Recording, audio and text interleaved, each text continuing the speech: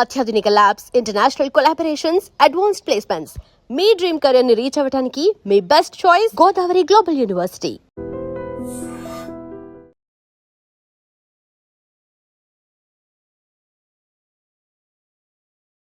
Hi నమస్తే, welcome to iDream media. నేను మీ రొద్దం శ్రీనివాస్.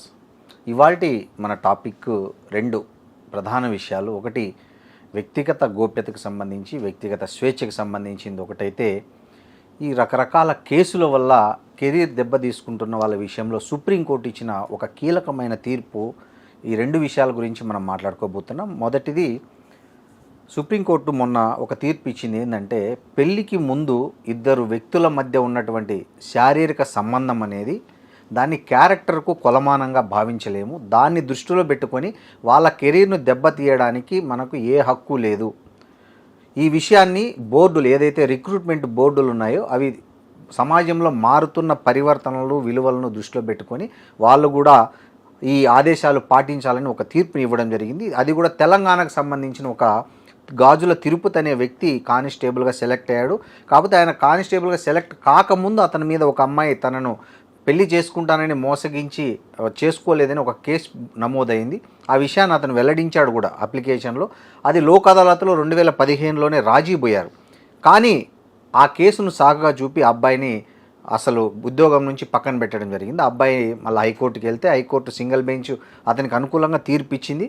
బట్ దీని మీద మళ్ళీ Telangana police recruitment board Telangana దీనికి వెళ్ళింది, అప్లేట్కి వెళ్తే అక్కడ ఆయనకు వ్యతిరేకంగా తీర్పు వచ్చింది. దీని మీద మళ్ళీ అతను సుప్రీంకోర్టుకి వేసి 10 ఏళ్ల సుదీర్ఘ న్యాయ పోరాటం చేసిన తరువాత మొన్న తీర్పు వచ్చింది ఆయనకు అనుకూలంగా. వెంటనే అతనికి ఉద్యోగం ఇమ్మని వచ్చింది. బట్ చూడాలి అతనికి ఇస్తారో ఏదో.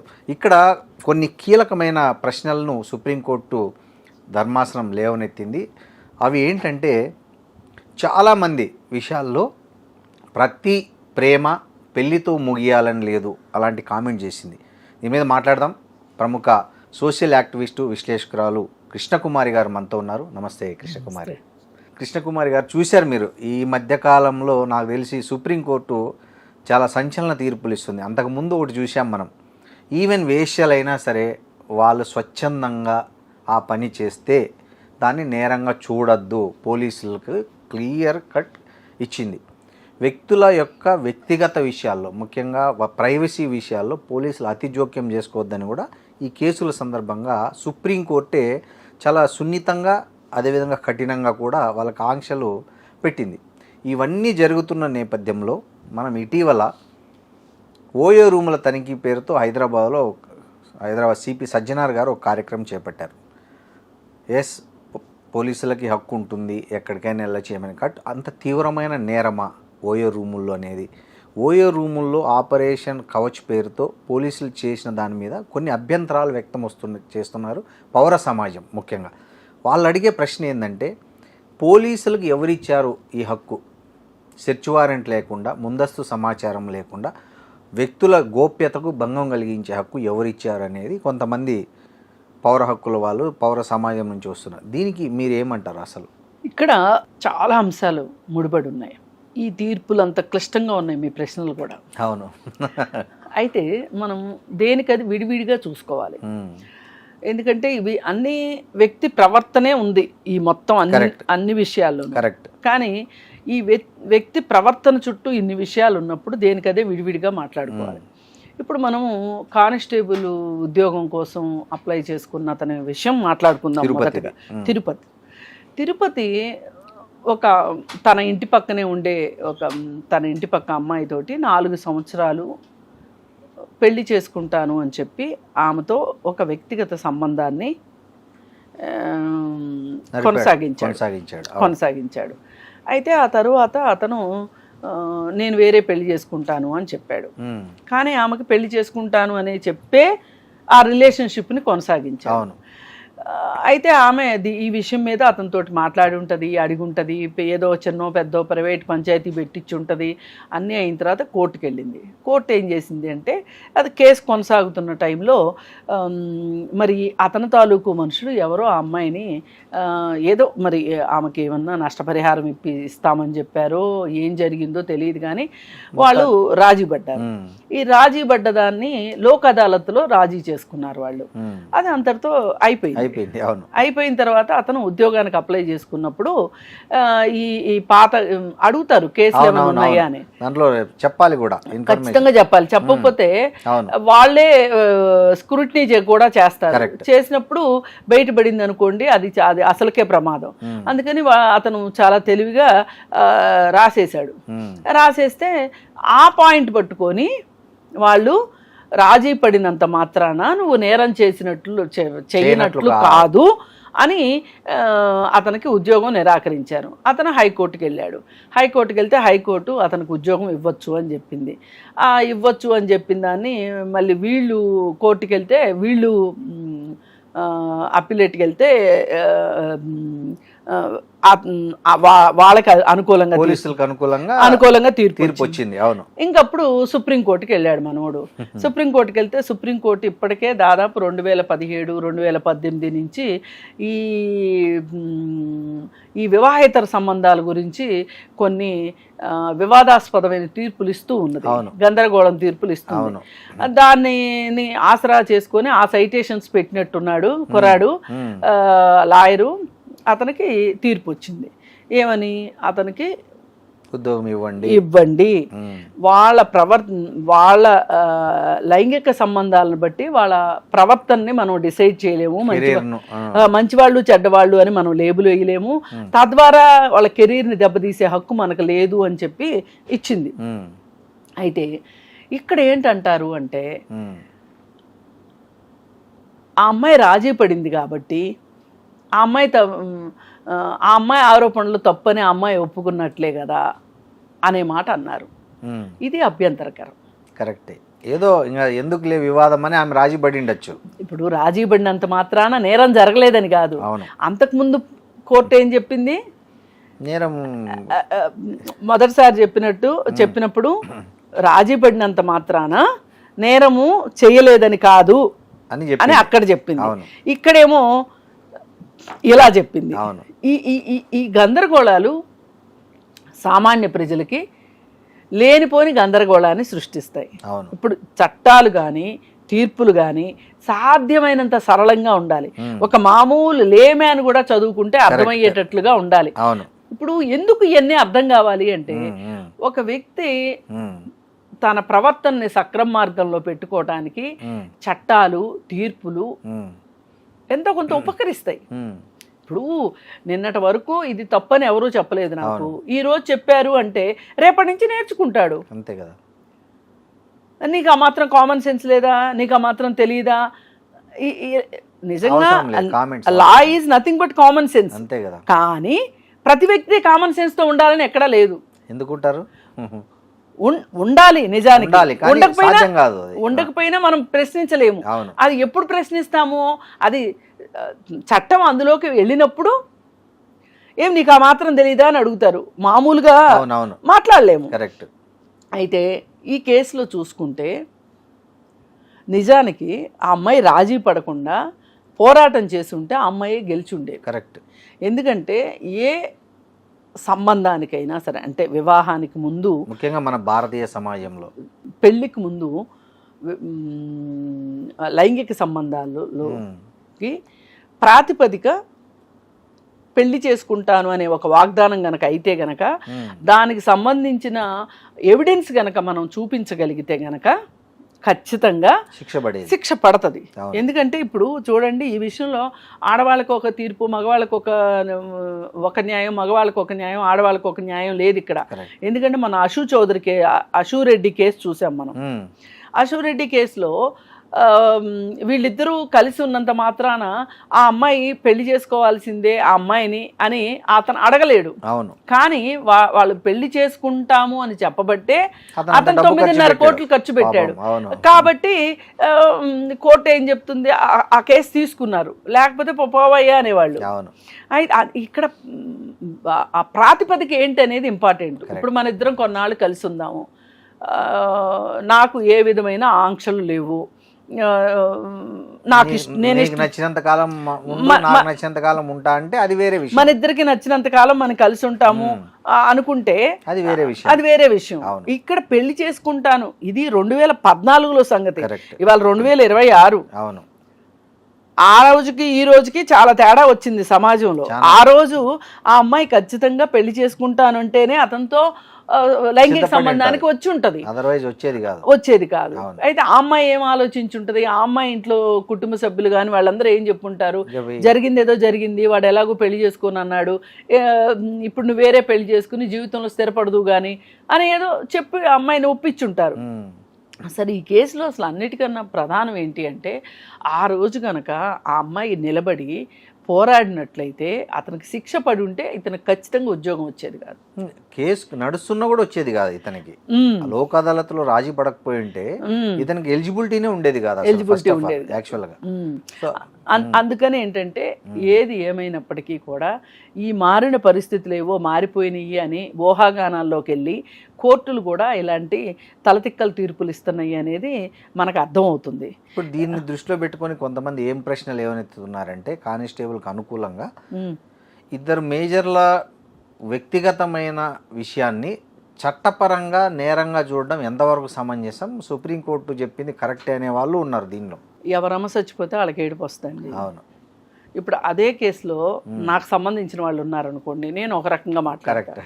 ఇప్పుడు మీకు సంబంధించిన వాళ్ళు ఉన్నారనుకోండి, మీరు ఒక రకంగా మాట్లాడతారు. అందుకని ఈ అనుకోవటాలు ఇనుకోవటాలు కాదండి. ఇక్కడ కావాల్సింది ఏంటంటే లాజికల్గా ఏంటి ఇప్పుడు ఈ తీర్పు ఇచ్చిన దాని పర్యవసానం ఎలా ఉంటది అనేది ఇక్కడ ఇంపార్టెంట్. ఈ తీర్పు ఇవ్వటము అనేది మీరు దొంగ చేతికి తాళాలు ఇచ్చినట్టే, అంతే కదా. అసలు ఈ తీర్పులే కరెక్ట్ కాదు.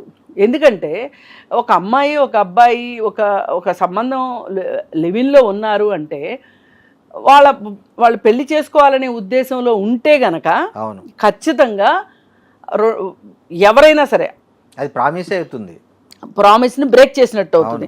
అందుకని ఆ విషయంలో ఇది పనికిరాదు. ఇప్పటికీ స్టిల్ పెళ్లి చేసుకుంటాను అనే ఉద్దేశంతో రిలేషన్ కంటిన్యూ చేస్తే కనుక ఈ రోజుకి కూడా ఈ మధ్యలో ఈ తేడాన్ని గమనించాలని నా ఉద్దేశం. అది ఇప్పుడు ఇప్పటికే అది ఉంది, అది లేదని కాదు. ఒకవేళ ఎవరన్నా సరదాగా కలిసి ఉందాము అనుకుంటే దానికి కోర్టుకు వెళ్ళడానికి, మళ్ళీ రేపొద్దున ఎప్పుడో నా మీద అత్యాచారం చేశాడు అనటానికి వాడుకోవటానికి కుదరదు. ఈ డిఫరెన్స్ని గమనించాలని చెప్పి కోరుకుంటున్నా. ఇకపోతే ఈ ఓయో రూముల విషయము వస్తే, ఓయో రూములు కోలివిన్ హాస్టల్స్ నాకు తెలిసి దక్షిణ భారతదేశంలో హైదరాబాదే టాప్ లో ఉండొచ్చేమో నాకు తెలిసిన. అంటే బెంగళూరు కూడా ఉంటది, ఖచ్చితంగా బెంగళూరు కూడా ఉంటది. ఎందుకంటే సాఫ్ట్వేర్ ఇండస్ట్రీ అక్కడ కూడా ఎక్కువ ఉంది, ఇక్కడ మీద అక్కడ ఉంది. మేబీ పూనాలో కూడా బాగానే ఉండొచ్చు. ఈ మహారాష్ట్రను కూడా ఒక రకంగా సౌత్ కింద లెక్కేసుకోవాలి, హైయెస్ట్ ఉండొచ్చు. అయితే ఈ వీటి ప్రకారంగా చూసుకుంటే కనుక ఓయో రూమ్స్ లాగా వాడట్లేదు.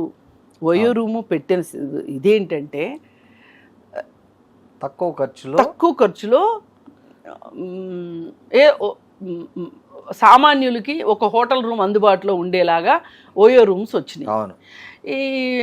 ఇప్పుడు ఈ హోటల్స్లో ఏంటంటే, ఈ పెద్ద పెద్ద స్టార్ హోటల్స్లో ఏంటంటే ఖాళీ ఉన్నా సరే వాళ్ళు 10,000 5,000 ఛార్జ్ చేస్తారు. ఎక్కువ కూడా రెండో వాళ్ళ అవసరాన్ని బట్టి ఎక్కువ చేసే అవకాశం కూడా ఉంది. ఆ టారిఫ్ ప్రకారం వెళ్ళరు వాళ్ళు, కానీ ఉన్నా కానీ లేవని చెప్పే అవకాశం ఉంటుంది. కానీ ఈ ఓయో రూమ్స్ అట్లా కాదు. ఇప్పుడు మన క్యాబులు మాదిరే కదా ఇవి కూడా. అందుకోసం ఏంటంటే, అయితే ఈ ఓయో రూములు నిర్వహిస్తున్న వాళ్ళు ఎవరైతే ఉన్నారో నిర్వాహకులు చాలా అక్రమాలకు పాల్పడుతున్నారు. ఇందులో నో డౌట్. ఇప్పుడు ఓయో రూముల్లో మైనర్ బాలికల పట్ల అత్యాచారాలు కూడా జరుగుతున్నాయి, ఓయో రూముల్లోనే జరుగుతున్నాయి. అవును. ఇంకోటి, వాళ్ళే అక్కడ సీక్రెట్ కెమెరాలు పెట్టి దాన్ని అంతా షూట్ చేసి అక్కడ మళ్ళీ వాళ్ళే ఉల్టా ఎవరైతే ఓయో రూమ్ వాళ్ళు ఉన్నారో పనిచేసే వాళ్ళు కొంతమంది ఉల్టా బ్లాక్మెయిల్ చేసి లక్షలు డబ్బులు డిమాండ్ చేసిన కేసులు కూడా ఉన్నాయి. అందుకని ఓయో రూముల్లో ఆధార్ కార్డు ప్రకారంగా వాళ్ళు తీసుకోవట్లేదు. ఆధార్ కార్డు మ్యాండేటరీయే, అవును. కానీ ఆధార్ కార్డు లేకపోయినా మరి లేకపోతే ఒక మైనర్ గాల్ని తీసుకుని వస్తే చూస్తే మనకు తెలియదండి మైనరా మేజరా ఆ మాత్రం ఎలా ఇస్తున్నారండి? వాళ్ళకి కావాల్సిన డబ్బులు. అవును. అందుకే వాళ్ళు ఏం చేస్తున్నారు, ఇప్పుడు గంజాయి అక్రమ రవాణాకి కూడా, అలాగే మహిళల అక్రమ రవాణా జరుగుతుందని, లేదు కొంతమంది యాంటీ సోషల్ పర్సనాలిటీ పీపుల్ కూర్చొని అక్కడ పేకాటాలు, మందు తాగటాలు, గందరగోళం చేయటాలు, అమ్మాయిలను తెచ్చుకొని ఇదంతా ఇది ఒక చిన్నపాటి వ్యభిచార గృహం లాగా అసాంఘిక కార్యకలాపాలు వ్యభిచార గృహం అని చేస్తున్నారు. అయితే వీళ్ళ ధీమా ఏంటి అంటే పోలీసులు ఇక్కడికి రైడ్కి రారు కదా, ఓయో రూమ్ అని ఉండేసరికి పోలీసులు రారు కదా అనే ఒక ధీమాతో వాళ్ళు చేస్తున్నారు. అయితే దాన్ని బ్రేక్ చేస్తూ సజ్జనార్ గారు వెళ్ళారు. ఈ మధ్య ఓయో రూముల మీద కేసులు ఎక్కువ అవుతున్నాయి కాబట్టి ఆయన వెళ్ళిన దానికి ఏమి మనకి ఎవరికి అభ్యంతరం లేదు. దాని పట్ల అభ్యంతరం కూడా, అది పోలీస్ డ్యూటీ ప్రకారంగా వాళ్ళకి ఏవో కొన్ని ఇన్ఫర్మేషన్స్ వచ్చిన దాని ప్రకారం వెళ్ళారనుకోవచ్చు. కానీ ఆయన అక్కడికి వెళ్ళిన తర్వాత ఆయన ఎవరైతే ఆ రూముల్లో దొరికిన పిల్లలతోటి ఈయన మాట్లాడుతున్న ఫోటోలు ప్రెస్ కి రిలీజ్ చేయటం మట్టుకు వీడియోలు ఇది కరెక్ట్ కాదు. పోలీస్ ఆఫీసర్ ప్రైవసీని వాళ్ళ వ్యక్తిగత గోప్యతని నెట్ట నిలువున ముంచేసినట్టు. కరెక్ట్. అది చేయకుండా ఉండాల్సింది. అక్కడ మట్టుకు ఆయన మరి ఆయనకి ఉండే కాస్త ఏమంటారు పబ్లిక్ ఇమేజ్ ఇంట్రెస్ట్ ఆయనకు బాగా ఆయన పబ్లిసిటీ ఇమేజ్ ఆయనకు ఉంది. ఆ పబ్లిసిటీ ఇమేజ్లోనే ఒక్కొక్కసారి బాధితులు వెళ్తూ ఉంటారు. బాధితులు వెళ్తే బాధితులను పట్టించుకోరు, కానీ నిందితులతోటి ఫోటోలు దిగుతారు. వాళ్ళు కాస్త సెలబ్రిటీస్ అయ్యి ఉంటే చాలు. ఇప్పుడు మొన్న డ్రగ్స్కి సంబంధించి మేము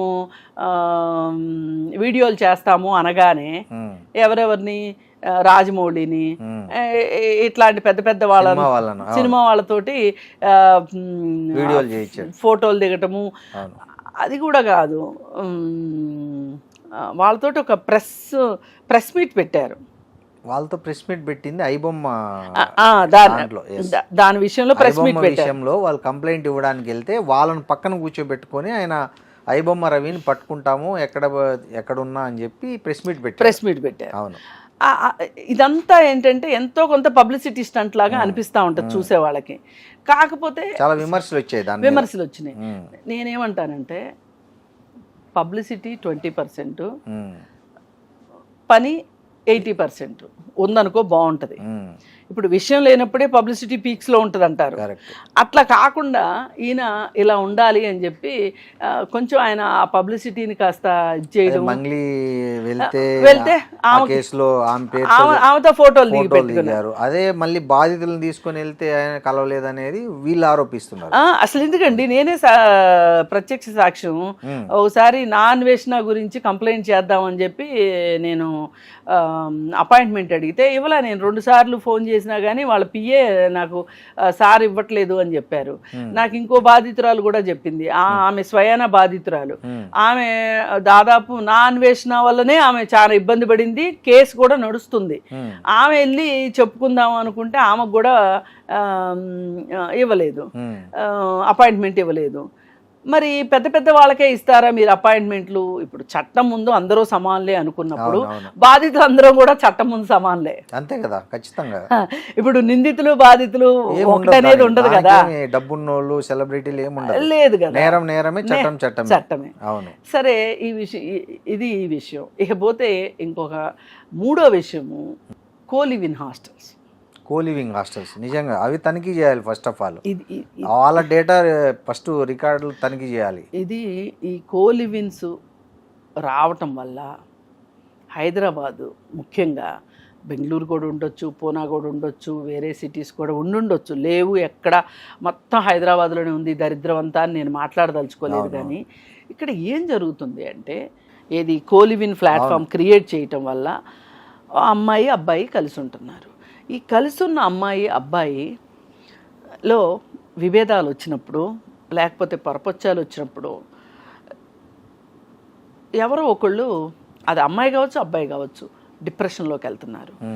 మొన్న ఒక అమ్మాయి గచ్చిబౌలిలో ఒక హాస్టల్లో 5 అంతస్తుల బిల్డింగ్ మించి దూకి చనిపోయింది. అక్కడ ఏమై ఉంటుంది, ఖచ్చితంగా అతను బ్రేకప్ చెప్పుంటాడు, లేదు ఈ అమ్మాయి బ్రేకప్ చెప్తే అతను ఒప్పుకుని ఉండడు, ఏదో జరిగింది అక్కడ. అసలు ఇలాంటి ఆస్కారం ఎందుకు ఇవ్వాలి?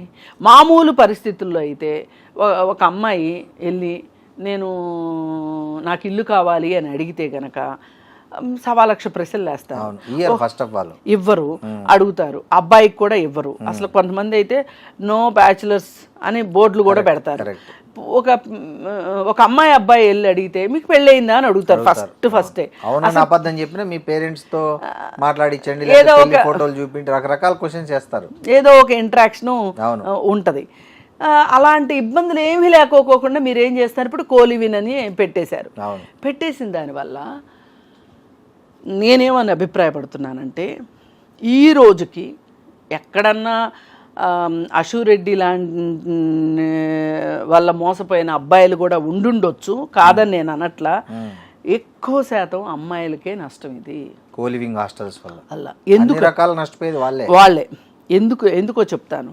ఇప్పుడు కోలివిన్లో ఉన్నప్పుడు అతనేంటో మొత్తం తెలియకుండానే వీళ్ళు కలిసి ఉంటారు కదా.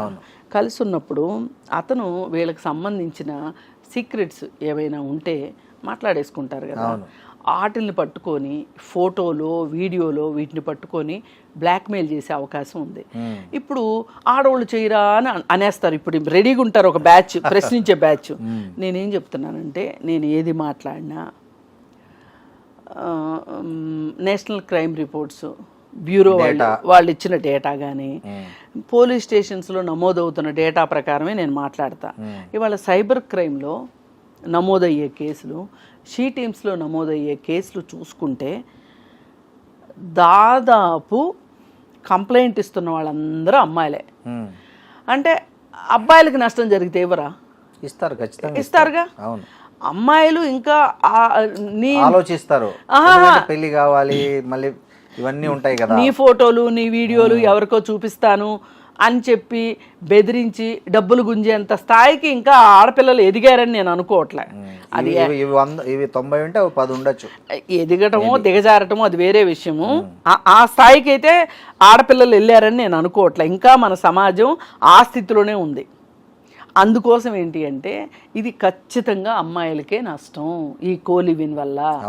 ఇప్పుడు ఇంకోటి ఏం చెప్తున్నారు, కోలివిన్లో ఉన్నన్ని రోజులు ఉండి వీళ్ళు వాళ్ళ దగ్గర నుంచి డబ్బులు తీసుకొని ఒక పాయింట్ వచ్చిన తర్వాత మేము మీతో కలిసి ఉండమని చెప్పి అమ్మాయిలు అంటున్నారు అని చెప్పి మాట్లాడుతున్నారు. అసలు ఇలా చేయని అబ్బాయిలు ఉన్నారా?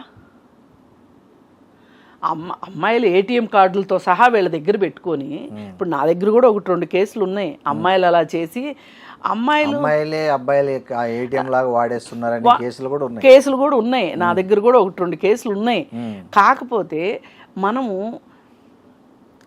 ఆరిజిన్ దగ్గరికి వెళ్ళాలి, అసలు పాయింట్ దగ్గరికి వెళ్ళాలి. ఆ అమ్మాయి అలా ఎందుకు బిహేవ్ చేసింది అనే దగ్గరికి వెళ్తే, నా దగ్గర ఉన్న 2-3 కేసుల్లో తేలింది ఏంటి అంటే, ఆ అమ్మాయి తల్లిదండ్రులకి వీళ్ళతోటి పెళ్లి ఇష్టం లేదు. అందుకోసం వీళ్ళు ఏం చేశారంటే టాటా బై బై చెప్పారు. ఈ టాటా బై బై చెప్పినప్పుడు ఈ అబ్బాయిలు ఏమడుగుతారంటే, సహజంగా సరే నన్ను వద్దనుకుంటున్నావు కదా, నేను ఇచ్చినవన్నీ ఇచ్చేయంటారు. అంతేగా, న్యాచురల్గా వాళ్ళు ఇచ్చేస్తే ఏ పేచి ఉండదు. నన్ను అడిగితే ఇవ్వరు వాళ్ళు, అశూరెడ్డి లాగా ఇవ్వరు. ఇటు పెళ్లికి ఒప్పుకోరు, అటు ఇవి ఇవ్వరు. ఇక్కడ వస్తుంది పంచాయతీ. అందుకని ఏంటంటే, ఏ అమ్మాయి అయినా సరే మీరు ఆత్మాభిమానాన్ని, ఆత్మగౌరవాన్ని తాకట్టు పెట్టి రెండో మనిషి వైపు ఎక్కువ ఆధారపడ్డారు అంటే ఎప్పటికైనా అది మీ ఆత్మగౌరవానికి దెబ్బే తగులుతుంది. ఇప్పుడు కొంతమంది షాపింగ్లు చేయించుకుంటారు అమ్మాయిలు అని చెప్తారు, ఇది కామన్గా ఉండేది. అయితే హోటల్స్కి తీసుకెళ్తారు, ఖరీదైన హోటల్స్కి. ఇప్పుడు జ్యువెలరీ కొనుక్కుంటారు, బట్టలు కొనుక్కుంటారు. అసలు మొన్న మధ్య ఒకడు ఒక కేసు వేసాడు. వాడు అసలే తాడు బొంగరు లేనోడు, వాడు కేసు వేసాడు. వీళ్ళిద్దరూ కలిసి రిసార్ట్లకు వెళ్ళారు. ఆమె కొంత ఖర్చు పెట్టింది, వీడు ఎక్కువ ఖర్చు పెట్టాడు. సరే వీడు పెళ్లి చేసుకోమన్నాడు. చిచ్చి, నిన్న పెళ్లి చేసుకునేది తెలిసింది, తెలిసిపోయి చేసుకోనంది. అంటే ఇప్పుడు వాడు ఆ అమ్మాయి మీద ఆ డబ్బుల కోసం కేసేసాడు. ఎవరైనా వేసుకోండి అబ్బా, ఎవ్వరు వద్దని లేదు. ఇప్పుడు మగాళ్ళకి ఏముంటుందంటే కాళ్ళు ఎగరేస్తా నేను ఒక ఆడదాని దగ్గర మోసపోయానని ఈ ప్రపంచానికి చెప్పుకోవటం నా సిగ్గుచేటు నా చేతగాంతనం అవుతుంది అని వాడు వెళ్ళడు. అది వాడి బలహీనత. దానికి ఎవరేం చేస్తారు? మీలాంటి వాళ్ళు నాలాంటి వాళ్ళు ఏం చెప్తారు? మనం ఎవరైనా ఏం చెప్తున్నాం? అరే మీరు సుఫారీలు ఇచ్చి తన్నించటాలు చంపించటాలు పెట్టుకోకుండా చట్టాన్ని ఆశ్రయించండి. అంతే బెస్ట్. అది ఇప్పుడు చట్టం దగ్గర వేసేసేయండి. దేవుడి దగ్గర అప్లికేషన్ పడేసినట్టు కోర్టులో ఒక అప్లికేషన్ పడేయండి. ఏది జరిగితే అది జరుగుతుంది. అంతేగాని మీరు ఏ గుజరాత్ నుంచో లేకపోతే ఇంకొక నుంచో ఒంగోలు నుంచో రౌడీల్ని వెళ్ళి తీసుకొచ్చి వాడికి ఏదో డబ్బులు ఇచ్చి ఇట్లాంటి ప్రోగ్రాములు పెట్టకండి. ఎందుకంటే ఇవాళ టెక్నాలజీ ఎంత వేగంగా ఉంది, ఎంత అభివృద్ధి చెందింది అంటే అసలు ఎక్కడ నిజంగా పోలీసు పట్టుకోదలుచుకుంటే పాతాళంలో ఉన్న ఆకాశంలో ఉన్న పట్టుకురాగలుగుతారు. అందుకని ఇట్లాంటి చిచోరీ పనులకి వెళ్ళకోకుండా మీరు ఆత్మగౌరవం దెబ్బతినకుండా మీ కాళ్ళ మీద మీరు నిలబడి, అమ్మాయిలకైనా చెప్తున్నాను అబ్బాయిలకైనా ఎవరికైనా సరే చట్టాన్ని ఆశ్రయించండి. చట్టాన్ని ఆశ్రయించండి. సాంఘిక వ్యక్తుల చేతుల్లో పెట్టద్దు మీ సమస్యను. ఇప్పుడు నిన్న ఇంకొకటి జరిగింది, క్వీన్స్ అండ్ కింగ్స్ పబ్ విషయం. ఇప్పుడు ఈ ఓయో రూమ్లైనా ఈ కోలివిన్ హాస్టల్స్, కోలివిన్ హాస్టల్ అంటేనే అమ్మాయి అబ్బాయి ఉండొచ్చని దాన్ని అది తీసేయడం తప్పితే అంతకు మించి మార్గం లేదు. కోలివిన్ హాస్టల్స్ ని కానీ రాజ్యాంగం ప్రకారం ఇద్దరు మేజర్లు ఎక్కడైనా కలిసి ఉండొచ్చు అని సుప్రీంకోర్టు చెప్తుంది కదా. వాళ్ళు కలిసి ఉంటారు. దాన్ని బేస్ చేసుకుని కోలివిన్ హాస్టల్స్ పెద్ద పెద్ద హోర్డింగ్లు పెట్టారు. చూసా మీరు మాదాపూర్ లో ఎంత పెద్ద పెద్ద హోర్డింగ్? కాదండి, ఇప్పుడు సుప్రీంకోర్టు కోలివిన్ హాస్టల్స్ పెట్టమని చెప్పలేదు. కానీ అసలు వాటికి పర్మిషన్ ఇవ్వద్దని చెప్తున్నాను. ఓకే. ఇప్పుడు వాళ్ళు వెళ్ళి కోర్టులో వెళ్ళి మాకు ఎందుకు పర్మిషన్ ఇవ్వరు కోలివిన్ కని వీళ్ళే వెళ్ళేంత సాహసం చేస్తారని నేను అనుకోను. ఇప్పుడు మాకు శాంతి భద్రతల సమస్యలు వస్తున్నాయి, దానివల్ల మేము ఇవ్వము అని అధికారులు చెప్పారనుకోండి, ఏం చేస్తారు చెప్పండి? ఇప్పుడు ఎక్కడైనా సరే శృంగారభరితమైన సినిమాలు తీయమని చెప్పి ప్రేక్షకులు అడుగుతారు ఎప్పుడన్నా? అడగరు. వాళ్ళే ప్రేక్షకులు కోరుకుంటున్నారు, ఊహించుకొని తీస్తారు. అవును, అది వాస్తవం కూడా. వీళ్ళు కోరుకుంటారు కూడా, కానీ వీళ్ళు అడగరు, వాళ్ళు తీస్తారు. అట్లాగే కోలివిన్ హాస్టల్ ఉంటేనే మేము హాస్టల్లో చేరతాము, కోలివిన్ హాస్టల్ హైదరాబాద్లో లేవు కాబట్టి మేము హైదరాబాద్లో ఉద్యోగానికి రామని అయితే ఎవరు అనరు కదా. అందుకని కోలివిన్ హాస్టల్స్ని రద్దు చేస్తేనే, వాటికి పర్మిషన్స్ ఇవ్వకపోవటమే బెటరు. ఓయో రూమ్స్ కూడా అంతే. అలాగే ఇప్పుడు ఈ పబ్బులలో అరాచకం గురించి రితిరాజ్ గారు చెప్పారు, ఏం చేస్తున్నారు. మరి ఇంత అసాంఘిక కార్యకలాపాలు జరిగేటప్పుడు, ఇన్ని అవకతవకలు ఉన్నప్పుడు ఎందుకు వీటిని కొనసాగిస్తుంది ప్రభుత్వం? అవన్నీ పోలీసులకు తెలుసండి. అన్ని ఆ రితిరాజ్ గారు అదే చెప్పారు, అన్ని పోలీసులకు తెలుసు. అన్ని పోలీసులకు నెల నెల పోతాయి అన్ని పబ్బుల నుంచి, అన్ని బార్ల నుంచి. ఇది జగమెరిగిన సత్యం. ఇది ఎవరు కాదంటానికి లేదు. ఇప్పుడు మనం ఇలా అన్నామని మనమే కేసు పెట్టే అవకాశం కూడా లేదు. ఇది ఎందుకంటే అందరికీ తెలిసిన విషయమే. అయితే మనం మరి అప్పుడప్పుడు బొగ్గులు నొక్కుంటాము, చెవులు కోరుకుంటాం. ఎందుకు అలా కాకుండా ఈ 3 విషయాల గురించి ఏవైనా ఒక ప్రభుత్వం ఆలోచించి ప్రభుత్వమే నిర్ణయం తీసుకోవాలి. మీరు అన్నట్లు ప్రభుత్వమే నిర్ణయం తీసుకోవాలి. ఇప్పుడు కేసీఆర్ కి ఒక రకమైన ఆయన కిరీటంలో ఒక పెద్ద కలికితురాయి ఏంటి, షీ టీమ్సే కాదు, ప్యాకెట్ క్లబ్బులు తీసేశాడు కదా. మీరు కూడా అట్లా చెయ్యండి. కోలివిన్ హాస్టల్స్ వద్దు, కోలివిన్ ఇవ్వము. అవును. అలాగే ఇన్ని విచ్చలవిడిగా పబ్బులు ఉండవు. ఇప్పుడు ఏమైపోయిందంటే అండి, కూకట్పల్లిలో పబ్బు, వనసలిపురంలో పబ్బు, కోకాపేటలో పబ్బు, అన్ని చోట్ల పబ్బులే. సికింద్రాబాద్ లో పబ్బులు. ఈ పబ్బులు ఇంత ఎక్కువ అవటం కూడా శాంతి భద్రతలకి సవాల్ లాంటివి. చెప్పాలంటే వాళ్ళ జూబ్లీ హిల్స్ లోనండి, అవును, ఒక స్ట్రీట్ అంతా దాన్ని యాక్చువల్ గా పబ్ రోడ్ అని పెట్టొచ్చండి. పెట్టొచ్చు. రోడ్ నెంబర్ 45 ని పబ్ రోడ్ అని మారిస్తే సరిపోతుంది. దాన్ని వాస్తవం రోడ్ నెంబర్ 45 కాదు, రోడ్ నెంబర్ 62. అవును, ఎక్కడ చూసినా పబ్బులే. మరి ఎన్ని పబ్బులు ఉంటున్నాయి, ఆ చుట్టుపక్కల వాళ్ళందరూ తలలు పట్టుకుంటున్నారు, ఫ్యామిలీస్ ఉండలేకపోతున్నారు. ఇలా సౌండ్ కి, డీజే సౌండ్లకి, వీళ్ళు చేసే హంగామా, కిందికి వచ్చి కొట్లాటలు, గొడవలు, అర్ధరాత్రి నడు రోడ్డు మీద ఈ హంగామాలు, అసలు మొన్న పోలీసుల మీదుగా ఒక కారు నడిపే ప్రయత్నం చేశారు. అవన్నీ చూస్తున్నాం ఎందుకు కదా. నాకు మాకు తెలిసిన ఒక ఆవిడ పబ్ ఎదురుగా వాళ్ళ ఇల్లు ఉంది, పాపం వాళ్ళు ఎప్పటి నుంచో ఉంటున్నారు, పబ్ ఇప్పుడు వచ్చింది. ఓ రోజంట ఏంటి ఈ పబ్లో వాళ్ళు బయటకు వచ్చి వాళ్ళ కాంపౌండ్ వాళ్ళు దూకి, అంటే వాళ్ళు తాగిన మైకంలో ఏం చేయాలో కాంపౌండ్ వాళ్ళు దూకి వాళ్ళ ఇంట్లోకి వచ్చేసారంట. వాళ్ళ ఇంట్లోకి వచ్చేస్తే వీళ్ళేం దొంగలు అనుకున్నారంట, భయపడిపోయారంట. అందరూ ఏజ్డ్ పీపుల్ ఉంటారు. అప్పుడు 100కి కాల్ చేశారంట. కాల్ చేస్తే ఎంతసేపటికి రాదంట, ఎందుకంటే ఆ రోడ్లో పబ్బులు ఉంటాయని తెలుసు కదా, అందుకని వాళ్ళు రాలా. అసలు మేము ఎంత భయపడిపోయామో, అసలు నిజంగా ఇక్కడి నుంచి వెళ్ళిపోతే ఎలా ఉంటుందని ఆలోచిస్తున్నామని చెప్పారు ఆవిడ నాతోటి. అసలు మీరు ఇళ్ల మధ్యలో జనావాసాలు అంటే కుటుంబాలు ఉండే చోట పబ్బులకి ఎట్లా పర్మిషన్ ఇస్తున్నారు?